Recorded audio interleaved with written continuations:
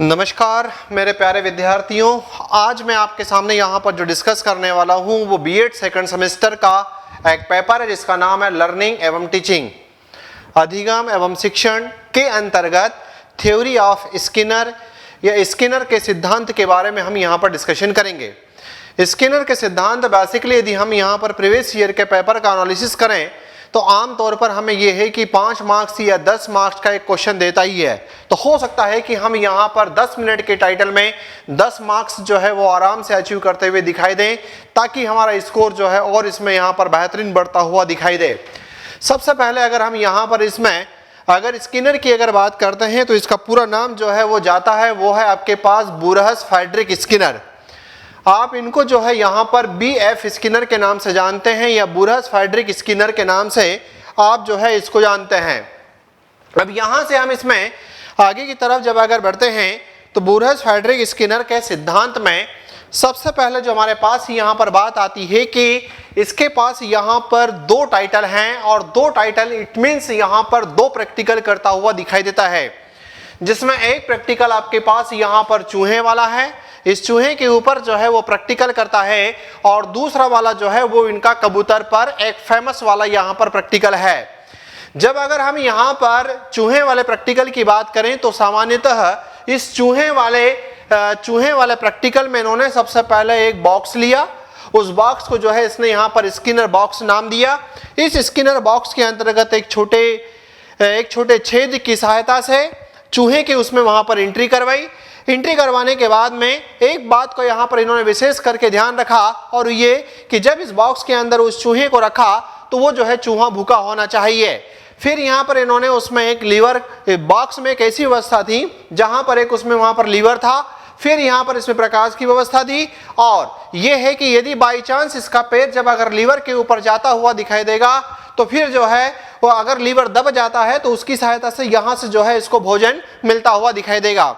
तो ये एक जो है इनका प्रैक्टिकल यहाँ पर ये वाला था। उसी प्रकार का इनका जो दूसरा वाला जो प्रैक्टिकल है वो है आपके पास यहाँ पर किस पर, तो आंसर आता है कि कबूतर पर इन्होंने दूसरा वाला प्रैक्टिकल किया। दूसरे वाले प्रैक्टिकल में भी यही है कि बेसिकली इन्होंने जिस बॉक्स में यहाँ पर कबूतर को रखा उसे पिजन बॉक्स के नाम से जाना। जिस बॉक्स में चूहे को रखा उसको जो है उन्होंने वहां पर स्किनर बॉक्स कहा, लेकिन जिस बॉक्स में इन्होंने कबूतर को रखा उसको यहाँ पर पिजन बॉक्स के नाम से जाना। अब यहाँ पर इस पिजन बॉक्स के अंतर्गत भी उसी प्रकार की व्यवस्था थी कि इस बॉक्स के अंतर्गत पर्टिकुलर इस कबूतर को एक पर्टिकुलर स्थान पर जो है चोंच मारना सिखाना था। अब उस पर्टिकुलर स्थान पर जब अगर वो चोंच मार देता है तो उसका इफेक्ट ये था कि वो एक प्रकार का बटन था जिस पर यहाँ पर ये लाल कलर का जो है उस पर लाइट डालता था, और जैसे ही उस पर ये चोंच मार देता था तो उसके बाद जो है उसको यहाँ पर रीएनफोर्समेंट के रूप में भोजन मिलता हुआ दिखाई देता था। तो कुल मिलाकर के इस थ्योरी का जो है इनका जो जिस्ट ये जाता हुआ दिखाई देता है कि इन दोनों ही प्रैक्टिकल्स में एक शेपिंग ऑफ बिहेवियर, व्यवहार का गणना वाला कॉन्सेप्ट क्या होता है उस बात को जो है ये सिखाने का प्रयास इसमें करता है। अब अगर हम यहाँ से इसमें आगे की तरफ चलें तो इसके सिद्धांत की जब अगर बात आती है तो सबसे पहले आपके पास यहाँ पर नाम आता है कि यह एक व्यवहार मनोवैज्ञानिक की दुनिया से जुड़ा हुआ व्यक्ति है। इसका मतलब है कि इसको जिस प्रकार का साइकोलॉजिस्ट मानने का प्रयास किया जाता है या इसको जो है वहां पर एनालिसिस किया जाता है, उसमें वहां पर आपके पास टाइटल क्या है, तो आंसर आपके पास आता है इसमें वो है बिहेवियर साइकोलॉजी से रिलेटेड ये आपके पास यहाँ पर व्यक्ति हैं। अब इन्होंने BF स्किनर का सिद्धांत व्यवहार मनोविज्ञान में एक मौलिक अवधारणा है। यह इस बात पर ध्यान केंद्रित करता है कि व्यवहार अपने परिणामों से कैसे प्रभावित होता है। आपको इस पॉइंट को जो है यहाँ पर जिस्ट बनाना है, कि आपके लिए पॉइंट यहाँ पर काम का क्या है। तो ये पॉइंट आपके पास है कि व्यवहार अपने परिणामों से कैसे प्रभावित होता है, कि जब अगर आपको अच्छे परिणाम मिलते जाएंगे तो आपका व्यवहार कैसा होगा, और यदि आपको अच्छे परिणाम नहीं मिलते तो आपका व्यवहार कैसा होगा, इस बात को लेकर के इसमें यहाँ पर फोकस किया गया है। तो पॉइंट आपके पास इसमें मेन जो कीवर्ड पकड़ना है, चूंकि जब अगर आपको एग्जाम में लिखने की जब अगर बारी आती है तो कई मरतबा आपको यही लगता है कि अरे यार इसमें हम यहाँ पर जब 5 मार्क्स का आया या 10 मार्क्स का आया तो इसमें यहाँ पर क्या लिखें। तो इसकी जो थ्योरी का मेन जिस्ट आपके पास है वो टाइटल आपके पास है व्यवहार का गणना, अर्थात वो ये कहना चाहते हैं कि व्यवहार अपने परिणामों से कैसे प्रभावित होता है उस बात को लेकर के यहाँ पर कंटेंट आता हुआ दिखाई देता है। फिर जब इसमें यहाँ से आगे की तरफ बढ़ें तो ये आपको याद होना ही चाहिए कि जो बुरस फ्रेडरिक स्किनर है, इस बुरस फ्रेडरिक स्किनर का जो सिद्धांत है उसको हम ऑपरेंट कंडीशनिंग थ्योरी के नाम से जानते हैं। ऑपरेंट कंडीशनिंग थ्योरी का जो हिंदी नाम आता है वो है आपके पास क्रिया प्रसूत अधिगम का सिद्धांत। क्रिया प्रसूत अधिगम के सिद्धांत के नाम से इसको यहाँ पर डिफाइन किया जाता है। अब ये जो आपके पास है ये इसके अन्य नाम है, ये आपके पास इसके अन्य नाम है। इसमें यहाँ पर एक नाम क्रिया अनुबंधन का सिद्धांत जिसको वो कहता है कि theory of operant conditioning theory. फिर आपके पास आता है थ्योरी ऑफ प्रोग्रामेट इंस्ट्रक्शन, जहां पर पॉइंट आया कि अभिक्रमित अनुदेशन का सिद्धांत। बेसिकली ये नाम है, अन्य नाम है ना, जिसमें पहला जो बेस क्योंकि इसके सिद्धांत का नाम ही है तो वापस वही वाली बात है। दूसरे वाले में आया प्रोग्रामेट लर्निंग वाला जो या इंस्ट्रक्शन का जो थ्योरी आता है अभिक्रमित अनुदेशन का सिद्धांत। बेसिकली ये इसकी सबसे बड़ी उपज मानी जाती है। ऐसा माना जाता है कि स्किनर ने यहाँ पर ये जो आपके पास प्रोग्राम लर्निंग मटेरियल जिसको हम यहाँ पर शॉर्ट फॉर्म में PLM के नाम से भी जानते हैं वो एक इसका बहुत बड़ा सिद्धांत है। दूसरा आपके पास क्रियात्मक अनुबंधन, मतलब इसको इंस्ट्रूमेंटल कंडीशनिंग भी कहा जाता है। फिर आपके पास क्रियात्मक दृष्टिकोण का सिद्धांत, मतलब आपके पास थ्योरी ऑफ ऑपरेंट कंडीशनिंग। नाम जो है हिंदी में अलग अलग है, अंग्रेजी में जो है वो आपको यहाँ पर सेम दिखाई दे रहे हैं। RS सिद्धांत, अब R क्या है रिस्पॉन्स, S क्या है स्टिमुलस। RS सिद्धांत कई बार इसी नाम से पूछ लिया जाए कि RS सिद्धांत से आप क्या समझते हैं तो आपको लगेगा कि अरे RS सिद्धांत तो अपन ने पढ़ा नहीं। तो यहाँ पर ये जो है चाहे RS सिद्धांत पूछ ले, चाहे इंस्ट्रूमेंटल कंडीशनिंग पूछ ले, चाहे प्रोग्राम लर्निंग वाला कॉन्सेप्ट अगर आपके पास पूछ ले, तो ये सब सारी बातों को जो बताने वाला विद्वान है वो नाम आपके पास कौन सा है, तो वो आपके पास स्किनर है। स्किनर RS सीखने का सिद्धांत, स्किनर RS थ्योरी, मतलब R यहाँ पर आपके पास रिस्पॉन्स और S मतलब आपके पास स्टिमुलस। रिस्पॉन्स का मतलब होता है अनुक्रिया और S का मतलब होता है आपके पास स्टिमुलस अर्थात उद्दीपक। एक बात पहले वाले स्लाइड से आपने ये पकड़ा था कि व्यवहार कैसे परिणामों को निर्धारित करता है, इसी प्रकार से अगला पॉइंट बेसिकली इसका कंपैरिजन एक जिस विद्वान के साथ किया जाता है वो है आपके पास इवान पेट्रोविच पाव्लोव। इवान पेट्रोविच पाव्लोव की एक क्लासिकल कंडीशनिंग थ्योरी आती है और उसी क्लासिकल कंडीशनिंग थ्योरी से जो है यहाँ पर इसको कंपैरिजन किया जाता है। उसके और इसके सिद्धांत में यहाँ पर क्या, तो जब उसके सिद्धांत में आप पाते हो तो यहाँ पर S रहता है, यहाँ पर R रहता है, जबकि इसके अंदर R पहले है S बाद में है। मतलब जब अगर आप वहां पर इवान पेट्रोविच पाव्लोव का क्लासिकल कंडीशनिंग की बात करते हो तो वो पहले स्टिमुलस देता था, फिर जो है आपसे कोई काम लेता था। ये पहले काम लेता है, ये पहले कोई काम लेता है, पहले कोई रिस्पॉन्स लेता है, फिर उसके बाद जो है यहाँ पर ये उसको स्टिमुलस देता हुआ दिखाई देता है। इसलिए वो जो आपके पास पाव्लोव की जो थ्योरी है उसके बनिस्पत जब आप स्किनर की थ्योरी की बात करते हो तो वो जो है ज़्यादा अच्छी मानी जाती है। तो ये आपके पास यहाँ पर थोड़ा सा इस बात को लेकर के आप चलें कि इसके यहाँ पर इतने जो नाम है वो आपको कहीं ना कहीं याद होने चाहिए। अब यहाँ से आगे चलें, प्रसिद्ध मनोवैज्ञानिक व्यवहारवादी, मतलब यहाँ पर बिहेवियर वाले साइकोलॉजी से रिलेटेड व्यक्ति, BF स्किनर, B बुरहस, F आपके पास फ्रेडरिक, बुरहस फ्रेडरिक स्किनर ने अपने प्रयोग मुख्य रूप से कबूतरों और चूहे पर किए। तो पहला आपको यहाँ पर जब आंसर लिखते हो तो ये बात भी उसमें याद होनी चाहिए।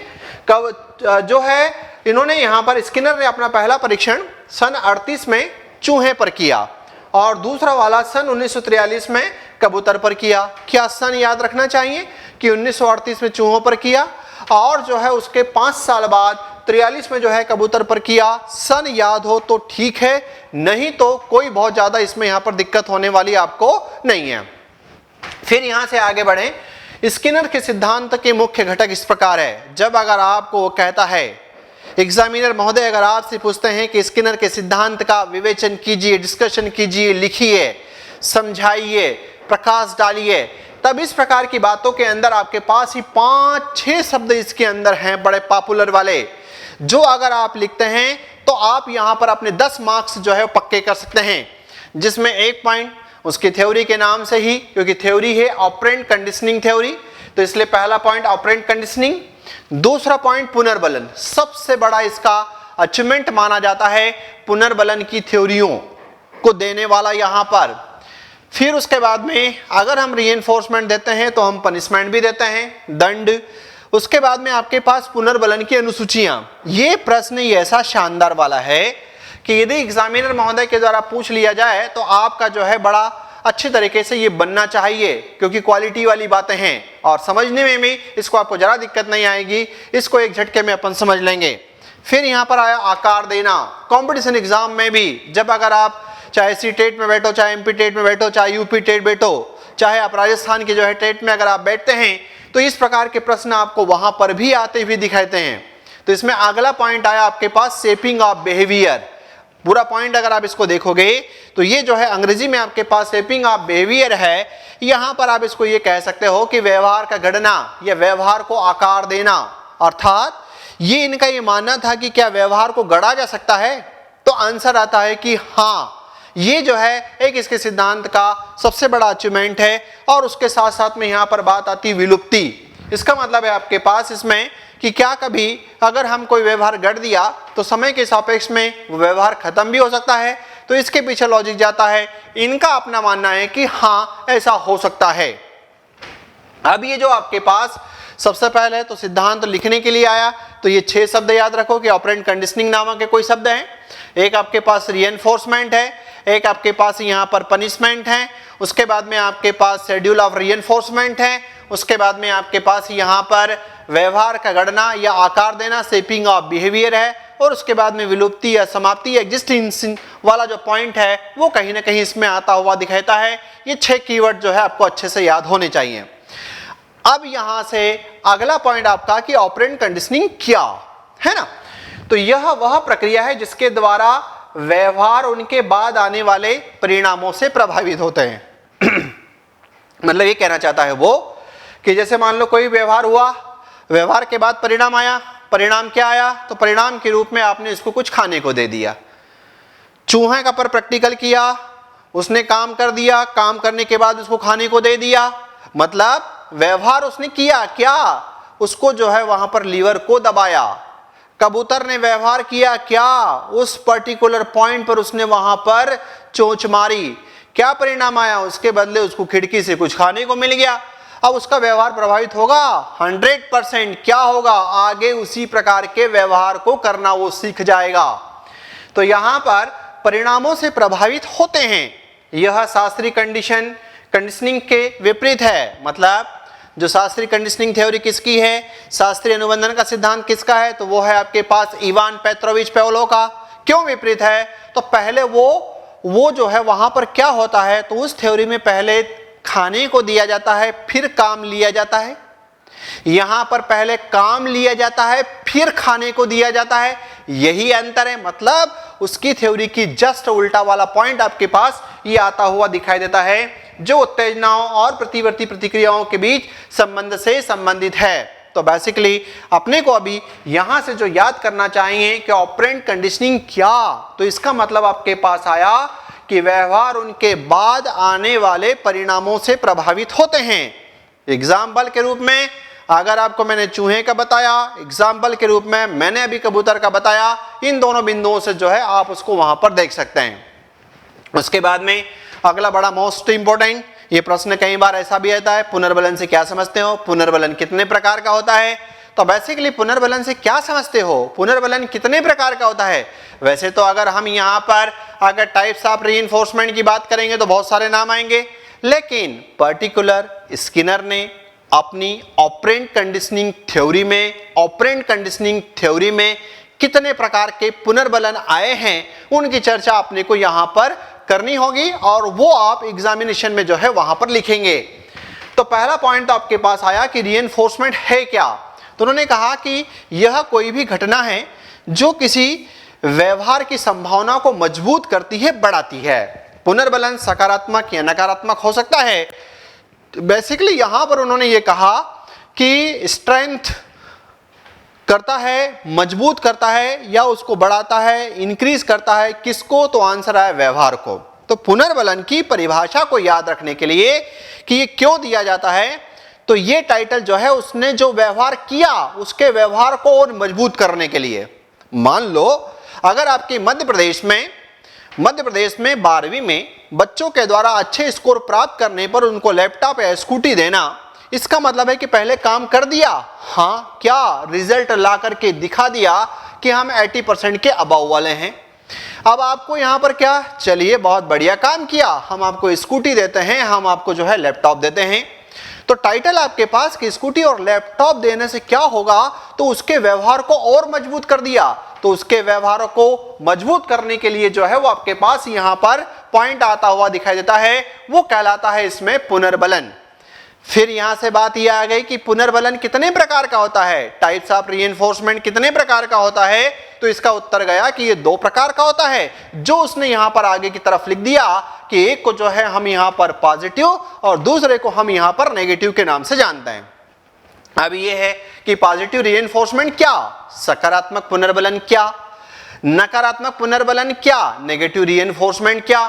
तो पॉजिटिव में उसने कहा किसी व्यवहार को बढ़ाने के लिए एक सुखद उत्तेजना जोड़ना, किसी व्यवहार को बढ़ाने के लिए एक सुखद उत्तेजना जोड़ना। अरे आपने 80% का अचीवमेंट लिया, हाँ हम आपको जो है लैपटॉप देते हैं, आपका ये जो है इसमें और आपकी क्रियाओं को जो है आगे की तरफ और बढ़ाओ क्योंकि आप सही दिशा में जा रहे हो।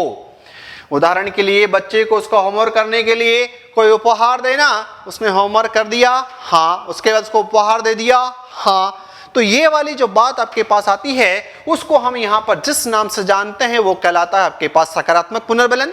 जो प्रश्न यहाँ पर पूछ लिया जाया करता है कि पुनर्बलन कितने प्रकार का, या पुनर्बलन के प्रकारों को स्पष्ट कीजिए। तो पहला नाम, दूसरा नकारात्मक, किसी व्यवहार को बढ़ाने के लिए, मान लो कोई व्यवहार बढ़ाना है पर अप्रिय उत्तेजना को हटाना, की कोई ऐसी उत्तेजना जो आम तौर पर हमारे आगे के काम में जो है कहीं ना कहीं बाधा उत्पन्न कर रही है, तो उसको जो है वहां पर हटाना। उदाहरण के लिए जब कोई वांछित व्यवहार होता है तो तेज आवाज को बंद कर देना, या डिजायरेबल जब काम कर रहे हो और ऐसे समय अगर कोई यहां पर बिना कारण से तेज आवाज में, तेज साउंड में अगर कोई टाइटल हो रहा हो तो उसको हटा देना, उस टाइटल को जहां पर रखा जाता है। ये पॉइंट आपके पास क्या कहलाता है, नकारात्मक पुनर्बलन के नाम से हम इसको जानते हैं। फिर यहां से बात आई इसमें, और अगला कॉन्सेप्ट आपके पास आया पनिशमेंट। पहला इसका मेन कीवर्ड था ऑपरेंट कंडीशनिंग, दूसरा वाला पॉइंट था पुनर्बलन। पुनर्बलन कितने प्रकार का होता है वो, इसके अलावा प्राइमरी पुनर्बलन, सेकेंडरी पुनर्बलन मतलब प्राथमिक पुनर्बलन, द्वितीयक पुनर्बलन ये भी होते हैं। हालांकि जब अगर आप इसमें माइक्रो टीचिंग और उसमें जाते हैं तो फिर वहां पर बहुत सारे हैं, positive verbal reinforcement, positive non verbal जो है रीइंफोर्समेंट, इस प्रकार के जो है आप वहां पर कई प्रकार की बातें करते हो। पर चूंकि हम यहाँ पर माइक्रो टीचिंग के हिस्से में नहीं है इसलिए उसकी चर्चा अपने को नहीं करनी। दंड, अब यहाँ पर पनिशमेंट क्या होता है, तो उसने कहा कि यह कोई भी घटना है जो किसी व्यवहार की संभावनाओं को कमजोर करे या कम करती है, तो उसे हम यहाँ पर दंड के रूप में जानते हैं। और इनका ये कहना है कि ये भी 2 प्रकार का होता है, एक आपके पास पॉजिटिव, एक आपके पास नेगेटिव। भाई पनिशमेंट कब दोगे, जब उसके द्वारा अनडिजायरेबल बिहेवियर कर दिया जाएगा। पुनर्बलन कब दोगे, जब उसके द्वारा डिजायरेबल बिहेवियर कर दिया जाएगा। जब उसके द्वारा वांछित व्यवहार कर दिया जाएगा तो पुनर्बलन, जब उसके द्वारा अवांछनीय व्यवहार कर दिया गया तो उस पर जो है आपके पास यहां पर क्या दोगे, तो आंसर है पनिशमेंट होगा, दंड होगा। तो अगला शब्द आपके पास ये है इसमें।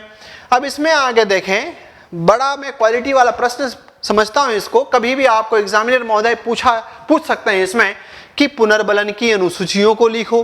तो बेसिकली यहां पर 4 नाम आएंगे और चारों को आप शानदार एग्जाम्पल की सहायता से आप अपनी इमेज एग्जामिनर पर छोड़ सकते हो कि हाँ ये वाला पेपर जो है हमको अच्छे से आता है। स्किनर ने विभिन्न तरीकों की पहचान की है कि व्यवहार को प्रभावित करने के लिए पुनर्बलन को कैसे निर्धारित किया जाए। इसका पूरा जिस्ट यह है कि पुनर्बलन कैसे दें। क्या उसने 2 होमवर्क कर दिए इसलिए दें, क्या उसने 2 घंटे पढ़ाई कर ली इसलिए दें, क्या उसने जो है पहले 2 मिनट पर दे दिया, फिर अगला 10 मिनट पर, फिर अगला 12 मिनट पर दे दे, ऐसे दे दें। पहले 2 काम पर दे दिया, फिर 12 काम पर दिया और फिर 14 पर दे दिया, क्या ऐसे दे। तो इस प्रकार से इसको यहां पर मतलब इसके सामने सबसे बड़ा चैलेंज क्या था? तो सबसे बड़ा चैलेंज ये था कि जब भी किसी व्यक्ति के व्यवहार को पॉजिटिव डायरेक्शन में दिगड़ना है अपने को, तो उस दौरान जो है उनको वहां पर अपने पास तरीका क्या रहेगा रीइंफोर्समेंट देने का, अपने पास क्या तरीका रहेगा रीइंफोर्समेंट देने का। तो उन्होंने यही कहा कि व्यवहार को प्रभावित करने के लिए पुनर्बलन को कैसे निर्धारित किया जाए।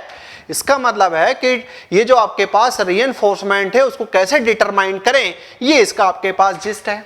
जब शेड्यूल ऑफ रीइंफोर्समेंट पुनर्बलन की अनुसूचियों की जब बात करोगे तो आपके पास यहां पर जो है पहले 2 पॉइंट आएंगे और फिर जो है इस 2 के अंदर, इसके अंदर सेकंड वाले के अंदर जो है और आपके पास 4 बातें आएगी। पहले 2 में आपके पास क्या है? निरंतर, जिसको अपन ने कहा कंटिन्यूअस रीइंफोर्समेंट। वो कहता है हर बार जब वांछित व्यवहार होता है तो पुनर्बलन प्राप्त हो जाता है। हर बार उसने सही काम किया, उसके बदले पुनर्बलन आपने दे दिया। टॉफी दे दी, पेन दे दी, किताब दे दी, साइकिल ला दी। तो ये जब इस प्रकार के आपके पास पॉइंट आया कि हर बार जब वांछित व्यवहार होता है तो पुनर्बलन आपने दे दिया। फिर यहां पर आंतरिक पुनर्बलन या इंटरमिटेंट रीइंफोर्समेंट, ये क्या है? एक निश्चित या परिवर्तनीय अनुसूची पर पुनर्बलन प्रदान करना। निश्चित पर देना है कि जो है वो आपके पास यहां पर परिवर्तन पर देना है। इसके 2 कीवर्ड है, एक निश्चित या परिवर्तनीय अनुसूची पर पुनर्बलन प्रदान करना। इसके अंतर्गत आता है किसके? तो अंतर आया आपके पास, उत्तर आया आंतरिक पुनर्बलन पर। अब ये 4 प्रकार का होता है। जैसे आपके पास यदि ये पॉइंट आया तो इसको जो है आप यहां 4 प्रकार का और एक्सप्लेन करो। पहले तो यहां पर ये कि 2 टाइटल आ गए, निरंतर पुनर्बलन और दूसरा आपके पास आंतरायिक पुनर्बलन। फिर यहां से जब आप आगे की तरफ बढ़े तो ये 4 पॉइंट आपके पास आएंगे और चारों जो हैं वो बड़े सिंपल हैं। बस हमारा ये लॉजिक होता है कि इसमें आपको नाम याद होना चाहिए। यदि अगर आपको ये नाम याद हो जाएगा तो आपका काम बन जाएगा। जैसे पॉइंट है निश्चित अनुपात, फिक्स्ड रेशियो। निश्चित अनुपात या फिक्स्ड रेशियो ये क्या कहता है? प्रतिक्रियाओं की एक निश्चित संख्या के बाद पुनर्बलन। इसका मतलब ऐसा हुआ कि ये कहता है यहां पर कि 4 काम दे दिया, फिर जो है उसको रीइंफोर्समेंट, फिर 4 काम कर दिया, फिर जो है उसको यहां पर रीइंफोर्समेंट, फिर 4 काम कर दिए, फिर उसके बाद जो है उसको यहां पर रीइंफोर्समेंट। उसने कहा प्रतिक्रियाओं की एक निश्चित संख्या कि हर 4 काम के बाद वो आपके ऊपर डिसाइड करना है कि आप 4 काम का 4 के बाद दोगे कि 2 के बाद कि 6 के बाद कि 8 के बाद, ये आपको तय करना है। पर एग्जाम्पल आप यहां पर समझाने के लिए इस प्रकार से लिख सकते हैं कि फॉर एग्जाम्पल के लिए उसने यहां पर 4 काम कर दिए, टॉफी दे दी, अगले 4 काम बताए, कर दिए, टॉफी दे दी, फिर 4 काम किए, फिर पेंसिल दे दी। तो ये पॉइंट आपके पास आता है फिक्स्ड रेशियो। परिवर्तनीय अनुपात क्या? प्रतिक्रियाओं की एक परिवर्तनीय संख्या के बाद पुनर्बलन। मतलब इसमें यहां पर ऐसा है कि उसने जो है उसने यहां पर क्या किया? 2 काम किए, ठीक है। अब 2 काम किए, उसके बाद जो है आपने उसको क्या कर दिया? पुनर्बलन दे दिया, रीइंफोर्समेंट। फिर यहां पर जो है उसने 10 काम किए, फिर आपने जो है उसको यहां पर रीइंफोर्समेंट दिया, फिर उसने यहां पर 11वां काम कर दिया, फिर आपने जो है इसको रीइंफोर्समेंट दे दिया, फिर पता चला कि उसने 28 काम किए, फिर रीइंफोर्समेंट दिया। मतलब यहां पर कि कितने काम के बाद दोगे ये आपने तय नहीं किया, लेकिन आप उसको रीइंफोर्समेंट दोगे, आप उसको पुनर्बलन दोगे, आप उसको कुछ ना कुछ उसने व्यवहार किया है तो उस व्यवहार के बदले उसको कुछ ना कुछ तो मिलेगा। तो ये पॉइंट आपके पास यहां पर आया परिवर्तनीय, मतलब रिस्पॉन्स पर कि 4 काम कि 40 कि 400। बस उसको ये है कि थोड़ा सा अच्छा भी है ये अपनी दृष्टि से, क्योंकि यहां क्या करेगा और रास्ता देखेगा। 4 काम कर दिया, ला दे, 4 काम कर दिया, ला दे। अब यहां पर 4 करा, अगला कब मिलेगा पता नहीं, बस तू करे जा। तो उस दृष्टि से तो थोड़ा सा अच्छा भी माना जाता है ये। फिर अगला निश्चित अंतराल। बेसिकली इन दोनों का कीवर्ड था, वो था आपके पास यहां पर प्रतिक्रियाएं। इस वालों का दोनों का जो कीवर्ड रहेगा वो टाइटल है आपके पास यहां पर समय। उसने कहा निश्चित अंतराल। निश्चित अंतराल समय की एक निश्चित राशि के बाद जो है पुनर्बलन देना। मान लो यह है कि 4 घंटे हो गए, तो आपने रीएनफोर्समेंट दे दिया। 4 घंटे हो गए तो आपने रीएनफोर्समेंट दे दिया। 4 घंटे हो गए तो आपने रीएनफोर्समेंट दे दिया।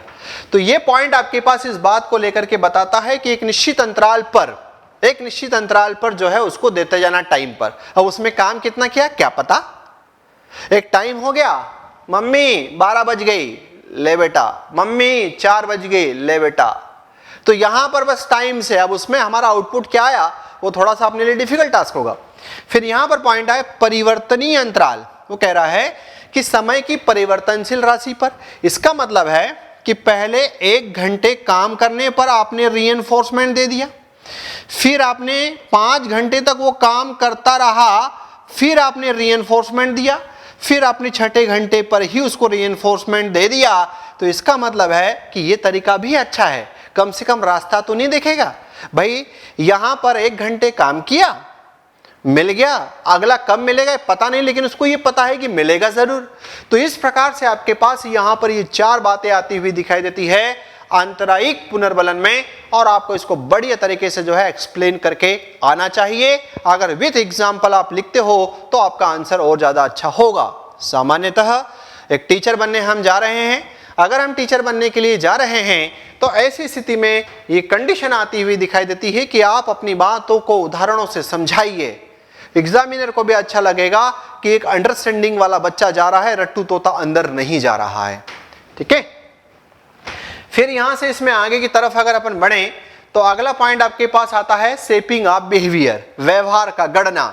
इस व्यवहार के गढ़ने को बहुत सिंपल टर्मिनोलॉजी में यदि अगर आप इसको समझें तो उसने कहा वांछित व्यवहार के क्रमिक सन्निकटन को सुदृढ़ करना शामिल है। इसको ऐसे समझ लो, वो कह रहा है this involve reinforcing successive approximation of a desired behaviour. वो ये कहता है कि मान लो ये जो है आपके पास स्किनर बॉक्स है, इस स्किनर बॉक्स में आपको पता है कि आपको चूहे को यहां लाना है और चूहे को जो है उस पर वहां पर लीवर को दबाना, उसको सिखाना है।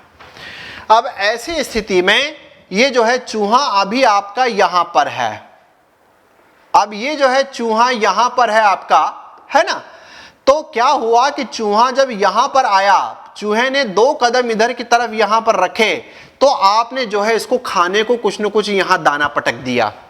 आपको लगता है कि यार अभी काम नहीं हुआ, लेकिन इसका व्यवहार सही दिशा में जा रहा है इसलिए इसको ले चलो। पर यदि चूहा इधर निकल जाए, इधर निकल जाए, इधर निकल जाए, इधर निकल जाए, तो इसको मिलने वाला कुछ नहीं है। पता चला कि चूहा जो है यहां से इधर की तरफ यहां पर बढ़ा, तो जैसे ही बढ़ा तो यहां और इसको दे दिया, फिर यहां पर जो है इधर की तरफ अगर आया तो उसको और कुछ दे दिया। इसी बात को वो कहता है व्यवहार का गढ़ना और शेपिंग ऑफ बिहेवियर। यही तो लिखा है उसने, वांछित व्यवहार के क्रमिक, बेसिकली वो यहां पर है कि क्रमिक सन्निकटन का मतलब होता है कि वो वांछित व्यवहार जो डिजायरेबल जो काम है उसकी तरफ वो आगे बढ़ रहा है। तो वो बढ़ रहा है तो उसका रास्ता सही है, तो उसको थोड़ा थोड़ा थोड़ा सा लेकर के जो है उसको उधर की तरफ यहां पर बुलाया जाए। इसका उपयोग जटिल व्यवहारों को धीरे धीरे सुदृढ़ करके, पुनर्बलन करके सिखाने के लिए किया जाता है, जो लक्ष्य व्यवहार के करीब और करीब आते जाते हैं। शानदार पॉइंट है शेपिंग ऑफ बिहेवियर, व्यवहार का गणना। कंपटीशन एग्जाम में भी खूब प्रश्न आता है इसका। तो यहां पर अब आपको मैंने बता दिया कि भाई किसे जैसे इस एग्जाम्पल की सहायता से कि जैसे जैसे वो उस दिशा में बढ़ता जा रहा है तो उसको हम यहां पर रीइंफोर्समेंट करते जाएं। जरूरी नहीं है कि वहां पर उसने काम कर दिया हो, इस बात को आपको इसमें अच्छे से ध्यान रखना है। फिर यहां से इसमें आगे की तरफ अगर चलें तो अगला पॉइंट आता है विलुप्ति। जनरली कभी कभी क्या होता है कि काम हो गया हाँ, लेकिन कुछ चीजें ऐसी आती है इसमें जो विलुप्त भी होती हैं। यह तब होता है जब पहले से सुदृढ़ व्यवहार को अब और सुदृढ़ नहीं किया जा सकता। मतलब पहले से हमने किसी व्यवहार को मजबूत किया लेकिन अब उसे और मजबूत नहीं कर सकते। तब जब अगर आपके पास इस प्रकार की बात आती है तो उन्होंने कहा कि जिससे समय के साथ उस व्यवहार में धीरे धीरे कमी आती है, मतलब बार बार अब आप उस चीज के लिए रीइंफोर्स नहीं कर रहे हैं, तो हो सकता है कि समय के सापेक्ष में वो उसको भूलता हुआ दिखाई दे। तो ये पॉइंट आपके पास है, यहां पर इसको समाप्ति भी कहते हैं, इसको विलुप्ति के नाम से भी आप जानते हैं। तो ये इसकी 6 टर्मिनोलॉजी। अगर आप चाहते हो कि हमारा उत्तर बहुत शानदार तरीके से जाए तो जहां अगर आपको 2 प्रैक्टिकल है, 6 टर्मिनोलॉजी, उन 6 के अंदर और आपके पास बातें हैं, और अगर आप ऐसा लिख देते हो तो चाहे लॉन्ग क्वेश्चन आए चाहे आपके पास छोटा आए, दोनों ही दृष्टि से आपका उत्तर बहुत बढ़िया जाएगा। अब यहां से इसमें आगे की तरफ चलते हैं तो यह प्रश्न अक्सर इसमें यहां पर आया करता है कि स्किनर का जो क्रिया प्रसूत का सिद्धांत है, जिसको आप RS theory, R response stimulus, पहले उत्तर लिया फिर उसको कुछ न कुछ दिया, आरएस थ्योरी के शैक्षिक निहितार्थ क्या है, के महत्व क्या है, की उपयोगिता क्या है। जब ऐसे पॉइंट अगर आपके पास कुछ भी जाता है तो इन सब का उत्तर एक ही जाता है। अब इसमें यह है कि इसका महत्व क्या है, इसकी उपयोगिता क्या है, इसके शैक्षिक निहितार्थ क्या है, तो इसके लिए आपको बहुत ज्यादा ताकत लगाने की आवश्यकता नहीं है। अगर आपने थ्योरी सही तरीके से पढ़ ली है तो वही थ्योरी जो है, देखो आपको सिद्धांत क्यों पढ़ाया जाता है, इसलिए पढ़ाया जाता है कि आप कक्ष में स्कूल में जाओगे जब पढ़ाने के लिए तो आप उसका उपयोग कर पाओगे, तो उसका वही तो शैक्षिक निहितार्थ है, वही तो उसका एजुकेशन इम्प्लीकेशन है कि हाँ हमने ये थ्योरी पढ़ी, इस थ्योरी के अंदर ये शानदार बातें थी, हम हमारे घर में, हम हमारे स्कूल में, हम हमारे परिवार में इसका कहीं ना कहीं यूज करते हैं, जिसके लिए जो है हम स्किनर यहां पर जाने जाते हैं। तो पहला पॉइंट आपके पास आया, एक उन्होंने लिया कि क्लास मैनेजमेंट में, कक्षा प्रबंधन में भी इसका उपयोग होता है। शिक्षक सक्रिय भागीदारी, असाइनमेंट पूरा करने और कक्षा के नियमों का पालन करने जैसे वांछित व्यवहारों को बढ़ाने के लिए। क्या? एक तो विद्यार्थी एक्टिव पार्टिसिपेट करे, पहले से आके पार्टिसिपेट करे, सर मैंने ऐसा किया, मैडम मैंने ऐसा किया, इंटरेक्शन वाला बच्चा चाहिए। आज की कक्ष को जिंदा बनाना है तो आपकी कक्षा में जितनी अंतर क्रिया होगी, जितनी बातें होगी, उतना ज्यादा अच्छा है। स्टूडेंट को पैसिव बना करके पढ़ाया तो आपके पढ़ाने का कोई सेंस नहीं रह जाएगा।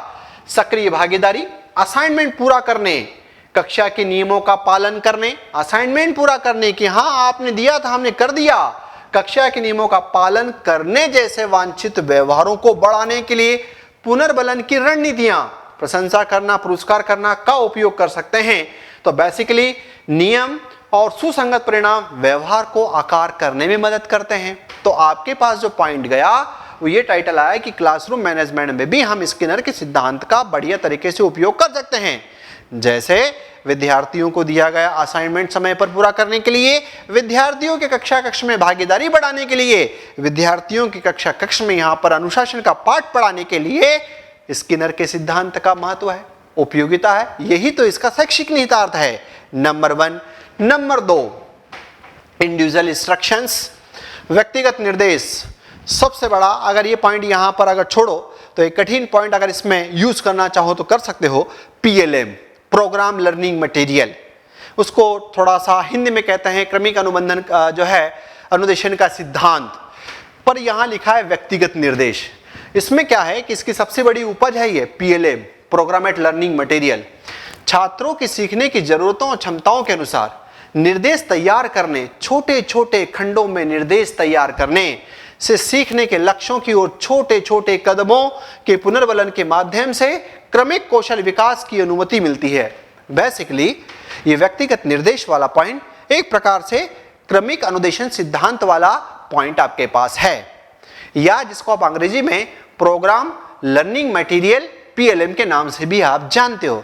उसमें यहां पर विषय वस्तु को छोटे छोटे टुकड़ों में दे करके विद्यार्थियों के सम्मुख प्रस्तुत कर दी जाती है और वहीं पर छोटे छोटे निर्देश होते हैं।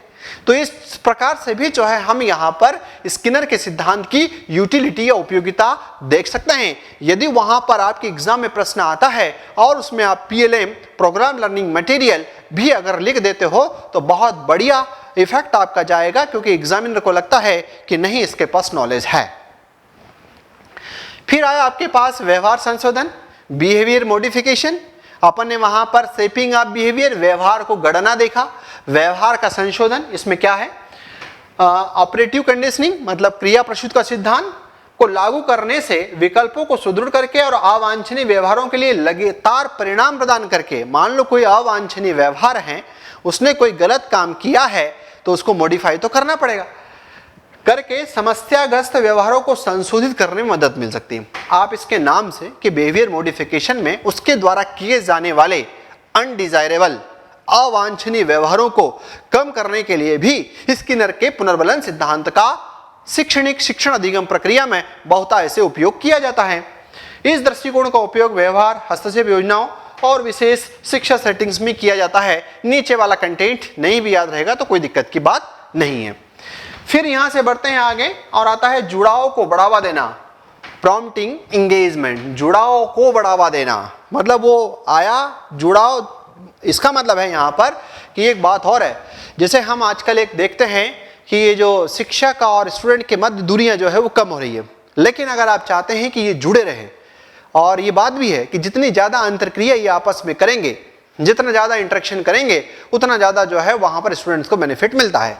तो यहाँ पर आया कि स्वगति से सीखने और महारत के अनुभवों के अवसर सकारात्मक सीखने के व्यवहार को सुदृढ़ कर सकते हैं। स्वगति जो PLM था, जो प्रोग्राम लर्निंग मटेरियल है, वो एक प्रकार का सेल्फ लर्निंग मटेरियल है, जिसमें यहाँ पर विद्यार्थी खुद जो है वो अपने आप सीखता जाता है और उसमें आगे बढ़ता जाता है। तो वो सीखा फिर आगे बढ़ा, सीखा फिर आगे बढ़ा, सीखा फिर आगे बढ़ा, तो एक प्रकार का यहां पर जो है उसमें जुड़ाव आता हुआ दिखाई दिया। तो ये इसका आपके पास यहां पर स्किनर का जो सिद्धांत है उसका चौथा और एक महत्वपूर्ण पॉइंट आता हुआ दिखाई दिया कि क्या इसका एजुकेशन इंप्लीकेशन हो सकता है। इसके अलावा अगर आपने यहां पर इसको सही तरीके से आगे की तरफ, जैसे पुनर्बलन वाले पॉइंट कि पुनर्बलन को भी हमें एक निश्चित समय अंतराल, एक जो है वो अनिश्चित समय अंतराल या फिर एक निश्चित प्रतिक्रिया, एक अनिश्चित प्रतिक्रिया के बिहाव पर देते रहना चाहिए, ताकि विद्यार्थी जो है एक प्रकार का एडिक्ट ना हो, पर वो हमारे लिए या उसके लिए जो है वो काम करता हुआ चला जाएगा आगे। अब यहां से मैंने इसमें क्या करा कि बेसिकली जो आपके एग्जाम में 2018 से लेकर के 2023 तक के जो प्रश्न आए, जो क्वेश्चंस आए, उन क्वेश्चनों को मैंने यहां पर रख दिया और आपको एक बार बताने का प्रयास किया कि यदि आपने आज का पॉइंट अच्छे से अगर आपने सुन लिया तो आपका काम इसमें यहां पर हो जाएगा। एक प्रश्न इसमें आया था 2018 में कि शास्त्रीय अनुबंधन और क्रिया प्रसूत अनुबंधन में 5 अंतर लिखिए। मतलब वो कह रहा है यहां पर कि क्लासिकल कंडीशनिंग और आपके पास यहां पर ऑपरेंट कंडीशनिंग में आपको डिफरेंशिएट करना है। क्लासिकल कंडीशनिंग इवान पेट्रोविच पेओलो की है, ऑपरेंट कंडीशनिंग बुरस फेडरिक स्किनर की है। वो पहले स्टिमुलस पर ध्यान देता है, मतलब पहले बच्चे को दे दो, ये कहता है नहीं बच्चे को बाद में दो। तो इस प्रकार से आपको 5 बिहाव पर जो है इसमें यहां पर अंतर लिखना होता है, शास्त्रीय अनुबंधन के साथ में इसको कंपैरिजन करके, है ना। और बाकी भी चीजें पुनर्बलन, इसको भी तुलना करोगे तो आपके पास 5 पॉइंट जो है उसमें अच्छे से यहां पर बन जाएंगे। इसमें फिर अगला उसने पूछा कि स्किनर का अधिगम क्रिया प्रसूत सिद्धांत समझाइए। आप देखो कितना बढ़िया प्रश्न है, इसके शैक्षिक महत्व की चर्चा कीजिए। ये बड़ा प्रश्न है 10 मार्क्स का। जब अगर आपके पास ये तो क्रिया प्रसूत का अनुबंधन का सिद्धांत वहां से लो, आप सीधे इसकी थ्योरी से, प्रयोग से, वो 6 पॉइंट से जब बताओगे और उसके साथ साथ में फिर आप यहां पर इसके शैक्षिक महत्व पर, इसके एजुकेशन इंप्लीकेशन पर चर्चा कर दो तो अच्छा पूरा एक शानदार वाला क्वेश्चन का आंसर आपका चला जाएगा। फिर यहां पर पुनर्बलन के प्रकारों की सूची बनाइए। ये भी जो है आपके पास 2023 में था, पुनर्बलन के प्रकार, सकारात्मक और नकारात्मक पुनर्बलन। लेकिन पुनर्बलन की अनुसूचियों की अगर और बात आगे की जाए तो वो आपके पास वहां पर 2 अनुसूचियां और थी, और उन फिर दूसरी के अंदर 4 टाइप्स आपके पास और थे। पर यहां पर उन्होंने पुनर्बलन के प्रकारों के मतलब मेन फोकस उसका सकारात्मक पुनर्बलन और नकारात्मक पुनर्बलन को 5 मार्क्स के हिसाब से लिखना है। फिर यहां पर क्रिया प्रसूत अनुबंधन सिद्धांत के शैक्षिक निहितार्थ लिखो, जो आपने सबसे लास्ट में यहां पर डिस्कस किया उसको आपको लिखना है। अब थोड़ी सी समस्या आपको इस बात को लेकर के हो सकती है कि शास्त्रीय अनुबंधन के साथ इसका अंतर कैसे करें। तो अंतर करने के आपके पास कुछ आधार होते हैं, और उन आधारों के बिहाव पर जब अगर आप इसमें यहां पर करो तो अंतर कर सकते हो। पहला पॉइंट तो ये कि ऑपरेंट कंडीशनिंग जो है क्लासिकल परिभाषा के आधार पर क्लासिकल कंडीशनिंग क्या होती है, ऑपरेंट कंडीशनिंग क्या होती है। दूसरा आप ये कह सकते हो कि क्लासिकल कंडीशनिंग किसने दिया, ऑपरेंट कंडीशनिंग किसने दिया। तीसरा आप ये कह सकते हैं कि क्लासिकल कंडीशनिंग में पेओलो ने कुत्ते पर प्रयोग किया, इसमें जो है यहां पर किस पर प्रयोग किया गया। फिर चौथा पॉइंट ये ले सकते हो कि वो स्टिमुलस पर बहुत ज़्यादा बल देता है, अर्थात विद्यार्थियों काम करने से पहले ही जो है वो वहाँ पर कुछ उसको पुनर्बलन दे देता है, जबकि स्किनर अनुक्रियाओं पर बल देता है और किसी विद्यार्थी के द्वारा की जाने वाली अनुक्रिया हो जाती है तो उसके बाद में उस पर वहाँ पर उसको पुनर्बलन देता है। फिर उसका जो है एक आध एजुकेशन इम्प्लीकेशन लिख दिया, एक आध एजुकेशन इम्प्लीकेशन इसका लिख दिया। तो ऐसे अगर उसने यहाँ पर 5 पॉइंट बनाने का प्रयास किया तो पांचों पॉइंट को जो है वो आप अच्छे से इसमें यहाँ पर दे सकते हो बिना किसी दिक्कत के, ठीक है। पर मैंने यहाँ पर अभी ये जो है आपको इसलिए क्योंकि आपके सिलेबस में मैन जो है स्किनर लिखा हुआ है, लेकिन इस एग्जामिनर महोदय ने यहाँ पर क्लासिकल कंडीशनिंग भी आपको पूछ लिया, उसमें कंपेरिजन करा दिया। अब यदि इसी के आसपास का आपका कोई प्रश्न आता है तो अब आप 10 में से 10 या 5 में से 5 ऐसे बिल्कुल एक सिस्टमेटिक वे में अपने आंसर को लिखते हुए दिखाई दोगे तो आपको बकायदा उसमें वहां पर रिजल्ट उसका मिलेगा और मजा आएगा कि नहीं जो है साइकोलॉजी पढ़ा था किसी और से, लर्निंग और टीचिंग जो है यहाँ पर हमने बढ़िया तरीके से स्कोर ले आए, ठीक है। तो इसी पॉइंट के साथ मैं आज इस पॉइंट को यहीं पर रोकता हूं। जय हिंद, जय भारत।